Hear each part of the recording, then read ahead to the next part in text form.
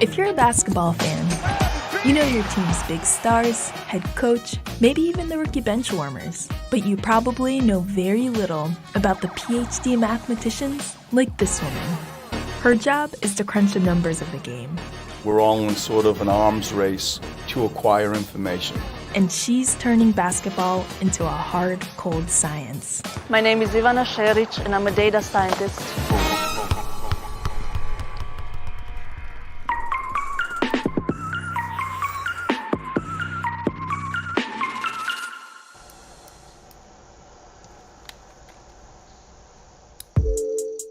For many years, Philly was a tough place to be a basketball fan. But having reached the top 8 in the playoffs for a second season in a row, the 76ers right now are in a renaissance. Embiid fakes, Embiid down the lane! Just across the river is where the team's been hard at work, and it's where I went to go meet Ivana in April. This 125,000 square foot facility comes with all the features you'd expect from an NBA training complex. It also features the office of people like Ivana, who support the team behind the scenes. My job involves analyzing the data that we have from NBA games. My focus is mostly on the coaching strategy. The coaches have a lot of intuition, they know the game, they know the players, but we try to complete their picture of the players with data which is hopefully unbiased. Ivana is part of the Sixers' 10-person analytics team. The work of these statisticians has already forced a profound change in the game of basketball. Teams are taking more three-point shots. Embiid for three! Even though we make them at lower percentage than the shots closer to the basket, but they're worth more points and the trade-off actually pays off. Take a look at this clip from the 80s. See how all the players are bunched up right by the hoop? Compare that with today. More and more of the action is taking place at the three-point line. Of course, it's not just basketball that's been reshaped by analytics. Businesses of all kinds are tracking a ton of information they never tracked before, thanks to new sensors, improvements in computing power, and plummeting costs in data storage. Data scientists are the people making sense of that information with a combination of statistics and computer programming. The profession's expanded rapidly in recent years and comes with an average salary of $130,000 a year. Much of the data Ivana works with comes from technology the NBA adopted in 2013. Every NBA arena has cameras that record the games, and then from those cameras they can extract player locations on a court. These cameras record 25 frames per second, so for each basketball game there's 1 million of rows of data. And that allows Ivana to analyze plays that were previously difficult to track. For example, take the pick and roll. It's one of the most important plays in basketball. It involves one player setting up a human shield to help a teammate shake off an opponent. So we can look at each player, how much they run pick and rolls and how good they are at that. And then we can select a player and see how often he's going to pass out of the pick and roll, how often he's going to shoot. And how would that help you develop a strategy for the coaches? So we could, for example, this player, he's going to pass pretty frequently. We can say this to the coaches and they're going to decide on the defensive strategy for that player. But this makes Ivana's job look simpler than it actually is, because she spends a lot of her time coding to extract the information she needs. And I tried really hard to get her to talk about what exactly she looks for.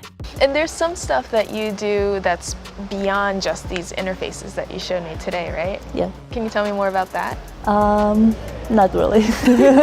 So that's like a trade secret. Yes, NBA is a very competitive league, so whatever can give us that advantage, we try to keep it. When advising the coaches with her analysis, Ivana has a decided advantage over many of her peers. I started playing when I was 7 years old, and I just loved it from the first day. I think because the game is so dynamic and there's so many different skills. Like what I wanted to do since I was 7 years old, really. I wanted to be a professional basketball player. Yeah. At 19, Ivana moved from her home in Croatia to New Jersey to go to college on a basketball scholarship. And while she was a star player on her Division I team, she was also an exceptional math student. Much of her life has been like that, balancing her love of basketball with her love of math. Like I always thought I'm gonna have to choose between the two. I went to graduate school And that's when I really thought that, okay, I'm really choosing one or the other this time. And so I thought I really chose just math. The plan was to become a researcher or a professor. Then, 3 years into pursuing her PhD in math, she heard that NBA teams were starting to hire data scientists. But only 26% of data scientists are women, and Ivana didn't like her odds. When I saw the job posting, I didn't think I would actually get the job. I thought because being a woman in such a male-dominated field, they would never really consider me or give me a fair shot. But this prediction turned out to be wrong. She's got both the technical and basketball backgrounds, which is sort of the ideal mix. Her ability to kind of capture these kind of complex insights and then share them with players, with coaches, with executives in a way that makes sense to us is super valuable and frankly not that common. The next evening, I attended my very first NBA game. It was the last game of the regular season before the playoffs, and my chance to catch up with the ultimate beneficiary of Ivana's work, the Sixers head coach, Brett Brown.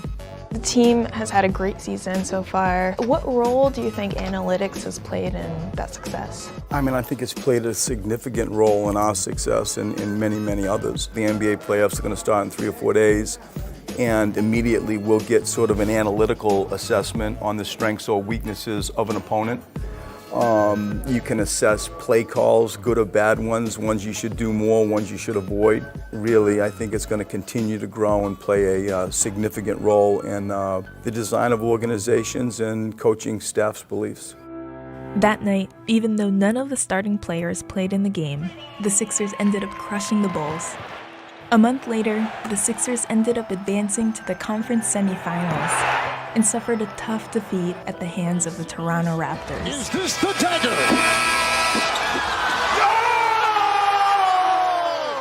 Ivana and her colleagues will keep looking for ways to help their team do better in the seasons ahead.